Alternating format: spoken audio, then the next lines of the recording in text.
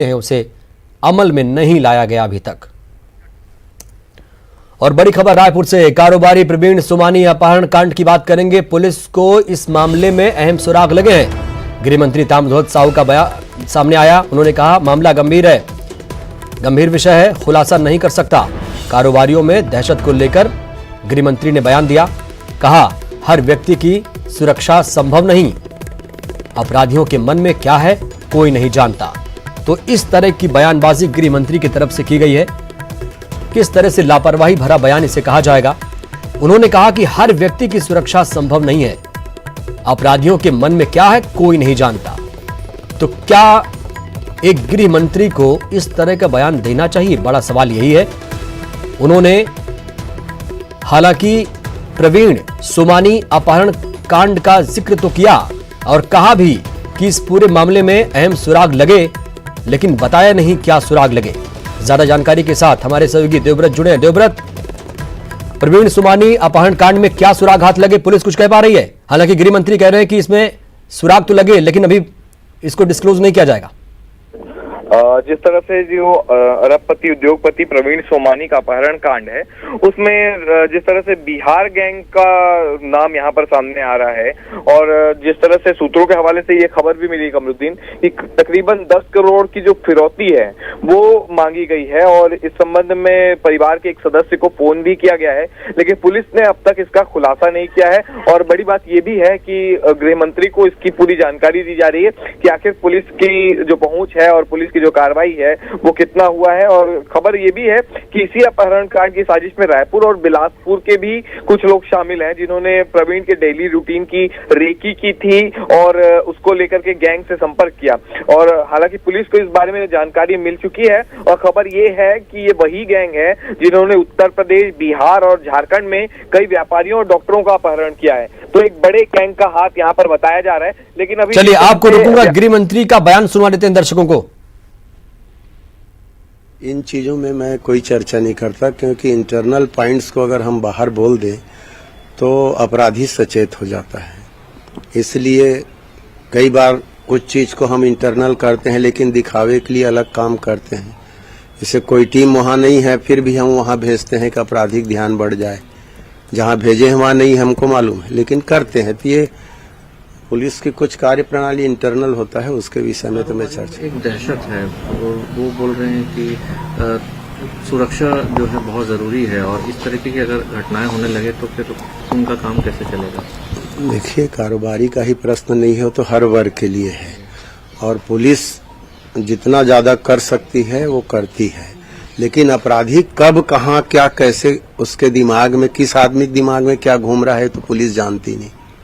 करोड़ों आदमी है और हर आदमी के पीछे एक पुलिस लगाया नहीं जा सकता। लेकिन घटना न घटे उसका पूरा प्रयास किया जाता है, लेकिन होता है तो उसका रिकवर जल्दी हो, इसके भी पुलिस पूरा प्रयास करती है। तो सुना आपने किस तरीके से उन्होंने बयान दिया, पुलिस का बचाव किया, भरपूर तरीके से पुलिस का बचाव किया। देवव्रत हमारे साथ जुड़े हुए हैं। देवव्रत, गृह मंत्री ताम्रध्वज साहू आए, उन्होंने सुरक्षा को लेकर कह दिया है कि हर व्यक्ति की सुरक्षा मुमकिन नहीं है। इस बयान को किस तरीके से लिया जाए? देखिए, हर व्यक्ति की सुरक्षा एक तरह से पुलिस की जिम्मेदारी है, शासन प्रशासन की जिम्मेदारी है कि कोई भी व्यक्ति भय में न रहे। और क्योंकि इसमें एक बड़े गिरोह के होने का अंदेशा लगाया जा रहा है और सूत्रों के हवाले से ये भी खबर मिली है कि ये गिरोह पहले झारखंड, उत्तर प्रदेश में भी सक्रिय था। अब इस गिरोह ने छत्तीसगढ़ तक अपनी पहुंच बनाई है। तो वाकई बड़े कारोबारियों के लिए काफी चिंताजनक बात है, दहशत होगी भी, क्योंकि जिस तरह से बड़े कारोबारी का अपहरण हुआ और इस तरह की पूरी वारदात हुई तो यहाँ पे दहशत होना लाजमी है। लेकिन यहाँ पर सरकार की भी ये जिम्मेदारी बनती है, कानून व्यवस्था की जिम्मेदारी बनती है कि लोगों के भीतर से ये डर जो है वो बाहर निकले।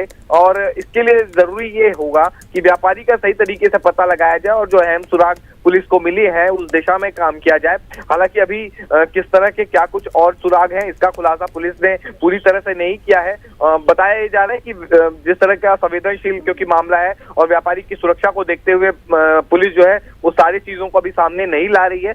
लेकिन इतना जरूर है कि जिस तरह से बिहार गैंग होने का पता है यहाँ पे पुलिस ने किया है और इसके अलावा रायपुर और बिलासपुर से से भी कुछ आदमियों के इसमें होने की भी बात सामने आई है। लेकिन जितनी बात अभी गृह मंत्री ने फिलहाल देवव्रत, आपको रोकूंगा। इस वक्त संजय श्रीवास्तव साहब जुड़े हैं, बीजेपी के प्रवक्ता, उनसे चर्चा करते हैं। संजय साहब, बहुत बहुत स्वागत आपका। गृह मंत्री ताम्रध्वज साहू ने आज एक बड़ा बयान दिया, उन्होंने पुलिस का भी बचाव किया। प्रवीण सुमानी अपहरण कांड पर वो बोल रहे थे, जब सवाल पूछा गया तो कहा कि हर शख्स की सुरक्षा मुमकिन नहीं। क्या ऐसा है? देखिए मुझे ऐसा लगता है कमरुद्दीन जी, अब इसके बाद कहीं कोई उम्मीद यदि इस गृह विभाग से या इस शासन से की जाए तो मुझे लगता है कि शायद ठीक नहीं है। जिनको जनता ने जिस चीज के लिए बैठाया, शासन ने बैठाया है कि गृह मंत्रालय अर्थात लोगों की सुरक्षा का ध्यान रखना, और एक जिम्मेदार मंत्री का इस तरीके का बयान आना अपने आप में सिद्ध करता है कि ये सरकार किस दिशा की ओर जा रही है। ऐसे समय में जब लोगों का परिवार और लोग आतंकित हैं और लोग परेशान हैं कि उनके परिवार के मुखिया मिल नहीं रहे हैं, और ऐसे समय में एक जिम्मेदार व्यक्ति का इस तरह का बयान देना, ये पूरे शासन के नीति निर्धारण को तय करता है कि शासन कितनी मदमस्त है। ये शासन खेल कूद और त्योहार मनाने में व्यस्त है, लेकिन एक परिवार उजड़ रहा है, परिवार का व्यक्ति मिल नहीं रहा है, और ऐसे समय में इस तरह की जिम्मेदारी, तो मुझे तो लगता है कि शायद प्रतिक्रिया देना भी उचित नहीं है इस तरह के बयानों पर। और जनता देख रही है, और मुझे लगता है कि शायद इस तरह के बयानों को मुख्यमंत्री जी को बड़ी गंभीरता के साथ में लेना चाहिए, और यदि हो सके तो शायद ये गृह मंत्रालय उनसे नहीं संभल रहा है तो इस पर भी कहीं न कहीं निर्णय करने की आवश्यकता है। चलिए संजय साहब, इस वक्त आरपी सिंह साहब कांग्रेस के नेता जुड़े हैं, उनसे प्रतिक्रिया ले लेते हैं। आपने कहा कि प्रतिक्रिया देना भी उचित नहीं है, सीएम को गंभीरता से लेना चाहिए। आरपी सिंह साहब, एक बड़ा बयान आज गृह मंत्री ने दिया है, उन्होंने कहा कि हर शख्स की सुरक्षा मुमकिन नहीं है। क्या आप लोगों से जनता कोई उम्मीद ना करे, आप ये कह रहे हैं? देखिए, सबसे पहले तो संजय श्रीवास्तव जी ने जो बात कही उसका जवाब देना चाहूंगा। उन्होंने कहा, आप मेरे सवाल का जवाब दीजिए ना सर। नहीं, शुरुआत संजय श्रीवास्तव से करूंगा ना, आरोप लगा रहे थे तो उनकी बात का जवाब पहले, आप पत्रकार हैं, आपका बाद में। उन्होंने पत्रकारों का पहले देना चाहिए। उन्होंने कहा कि ऐसे बयानों पर प्रतिक्रिया देना भी वो उचित नहीं समझते हैं। बिल्कुल सही कहा। 15 साल तक जो जंगल राज इस प्रदेश में उन्होंने बचा के रखा था, ये उनका नैतिक अधिकार ही नहीं विषय बोले। उन्हीं के गृह मंत्री बयान देते थे कि बलात्कार जो होते हैं गृह रक्षाओं के कारण होते थे। तो जिस अच्छा गृह मंत्री ये कह चुका हो कि बलात्कार जैसे अपराध सिर्फ ग्रह नक्षत्रों की वजह से होते थे, उसको नैतिक अधिकार नहीं है। आप माफी मांगिए पहले तो हमसे और प्रदेश की जनता से। दूसरी बात, माननीय गृह मंत्री जी ने जो कुछ कहा इसमें गलत क्या है? क्या इस प्रदेश की आबादी 2.5 करोड़ है तो 2.5 करोड़ लोगों के पीछे एक जवान खड़ा हो जाए? संभव ही नहीं है। हर सरकारी व्यवस्था चाहती है कि अपराध न हो, अगर हो तो कम से कम हो, और जो हो वो दोषी तुरंत। देखिए, सबको पता है आरपी सिंह साहब, सबको पता है सिस्टम किस चाल से चल रहा है और क्या क्या दिक्कतें हैं, लेकिन कम से कम ये तो बयान नहीं देना चाहिए था ना फ्रंट फुट पर आकर कि सुरक्षा की जिम्मेदारी और हर शख्स की सुरक्षा संभव नहीं है। डिमोलाइज होगी जनता इससे। तो देखिए कमरुद्दीन जी, भारत का संविधान कहता है कि राज्य के अंदर सुरक्षा राज्य का विषय होती है, और ये हमारी जिम्मेदारी है। इस जिम्मेदारी को हम निभा रहे हैं, और बहुत जल्दी जो भी आरोपी व्यक्ति हैं पकड़े जाएंगे।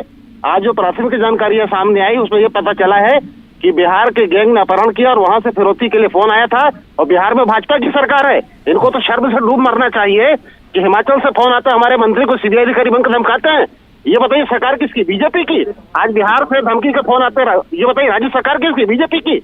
अपराधियों का कोई संरक्षक है तो भाजपा है, और अपराधियों को आरपी सिंह साहब, जरूरी है कि अपने पुलिस को आप चुस्त करें, दुरुस्त करें, और दूसरे के कंधों पर रखकर बंदूक ना चलाएं तो बेहतर होगा। चलिए, बहुत बहुत शुक्रिया आरपी सिंह साहब। संजय श्रीवास्तव साहब, बहुत बहुत शुक्रिया प्रतिक्रिया देने के लिए, अपनी राय देने के लिए। वक्त एक छोटे से ब्रेक का।